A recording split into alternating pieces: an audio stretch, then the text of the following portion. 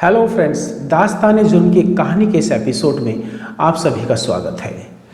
दोस्तों, कभी कभी इंसान की ज़िंदगी में ऐसा भी एक वक्त आता है जो बहुत ही मनहूस साबित होता है।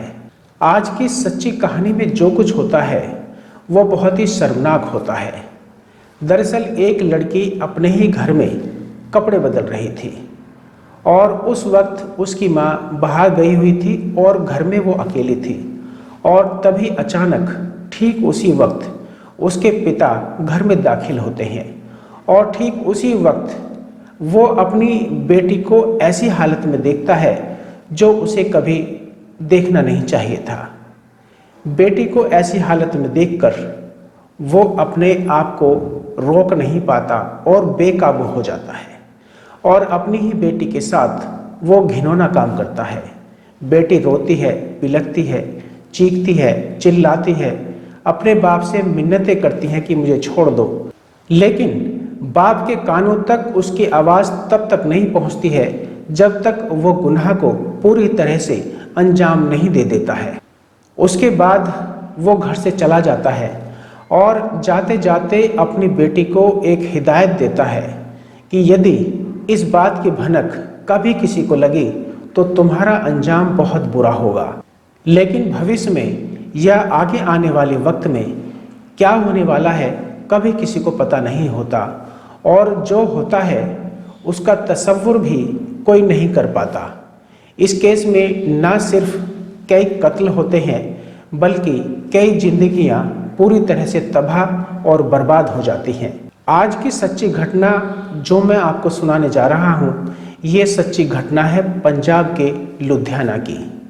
ये बात है जुलाई 1999 की, जब उस बेटी के साथ उसी के बाप ने बलात्कार किया था और उस बेटी का रो रो कर बुरा हाल हो जाता है।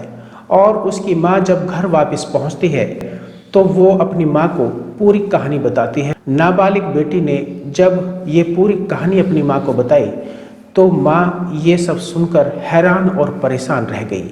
उसका दिमाग सुन्न हो गया था, उसका रो रो कर बुरा हाल हो चुका था और उसकी समझ में अब ये नहीं आ रहा था कि अब क्या करें और क्या ना करें, क्योंकि उसकी नाबालिग बेटी की ज़िंदगी तबाह और बर्बाद हो चुकी थी। मन ही मन वो सोच रही थी कि जो बाप आज ऐसा कर सकता है वो बाद में भी इसके साथ घिनौना काम कर सकता है, उसको उसके बाद कौन रोकेगा।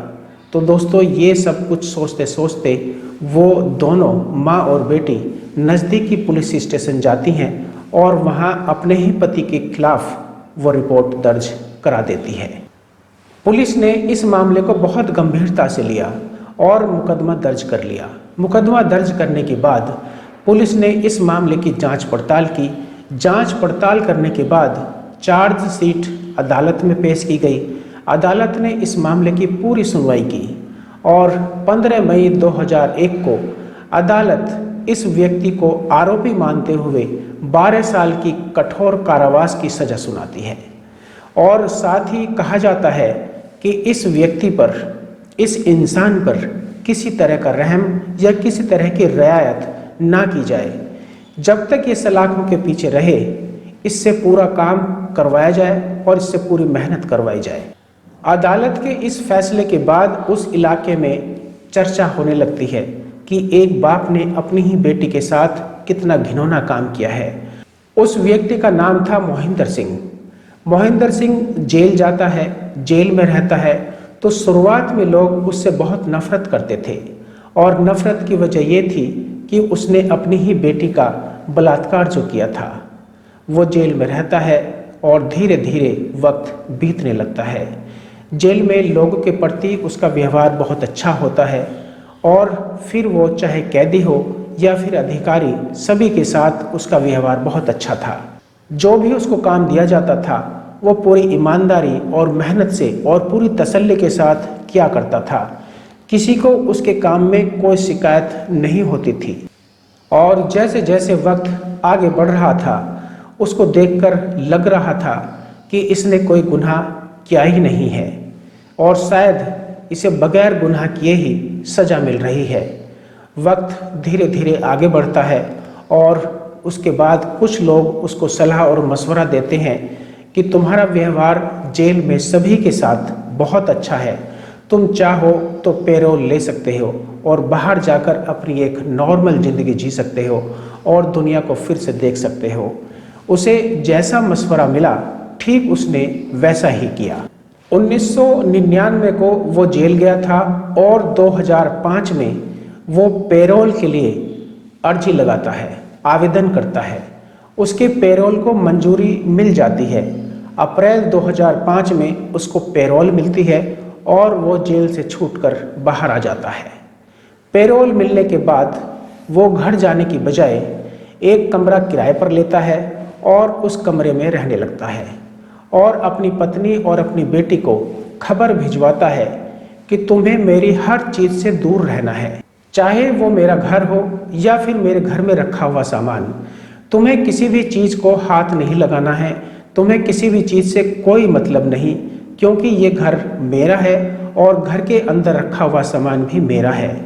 और वे दोनों माँ और बेटी उसी के घर में रहा करते थे और जो उसके अंदर सामान था उसको इस्तेमाल किया करते थे। जब ये बात माँ और बेटी तक पहुँची तो वे दोनों बहुत डर जाते हैं, क्योंकि मोहिंदर सिंह कई सालों के बाद जेल से छूटकर बाहर आया था और जिस तरह की धमकी उन्हें दी गई थी, उन्हें लग रहा था कि उनके साथ कोई बुरा हादसा ना हो जाए।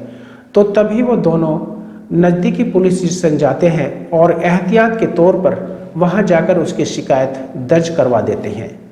शिकायत को उस वक्त पुलिस ने ज़्यादा गंभीरता से नहीं लिया, क्योंकि पुलिस को ये सूचना मिल चुकी थी कि जेल में इसका व्यवहार बहुत अच्छा था, ये बहुत शरीफ इंसान है।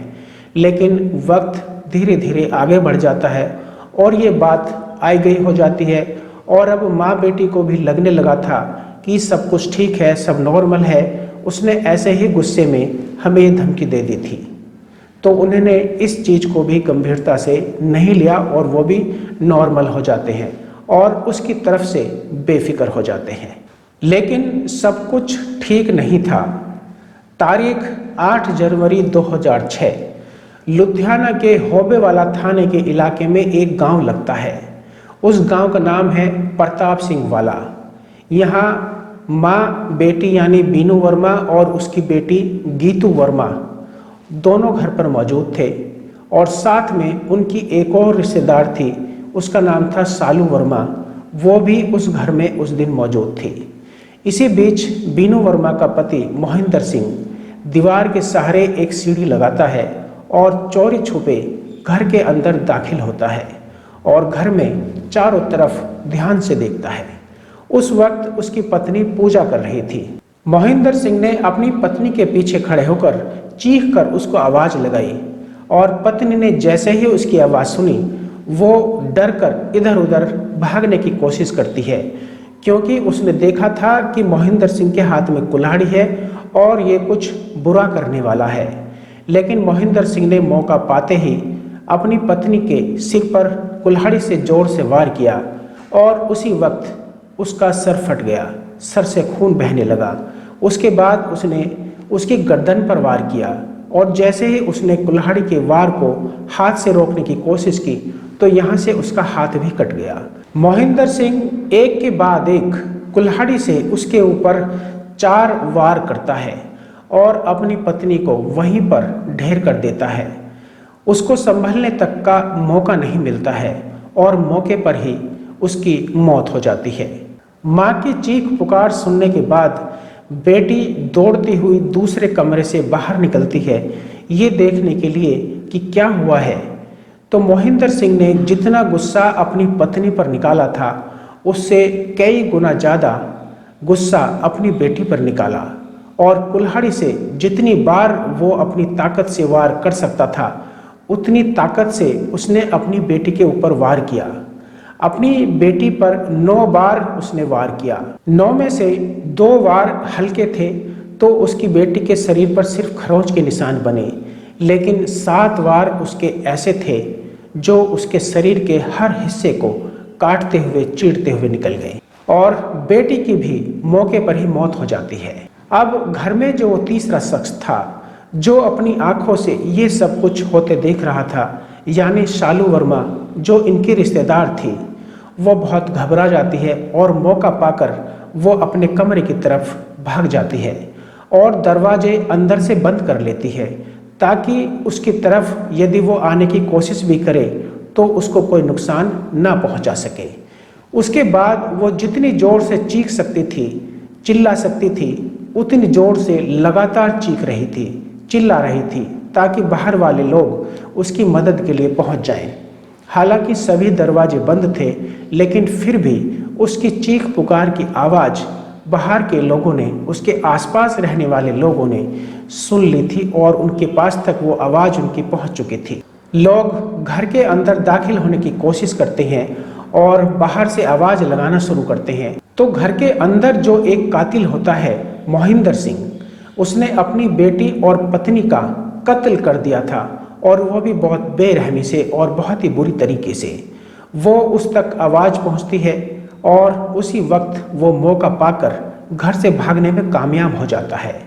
जब वो घर से भाग जाता है तो उसके बाद फिर दरवाजे खोले जाते हैं, पब्लिक अंदर जाती है और उस मंजर को अपनी आंखों से देखती है। वहाँ पर एक माँ और एक बेटी की खून से लथपथ लाश पड़ी हुई थी, और इस मंजर को जिसने भी देखा उसकी रूह कांप गई। लोग सकते में आ गए, सभी पर खौफ तारी हो गया।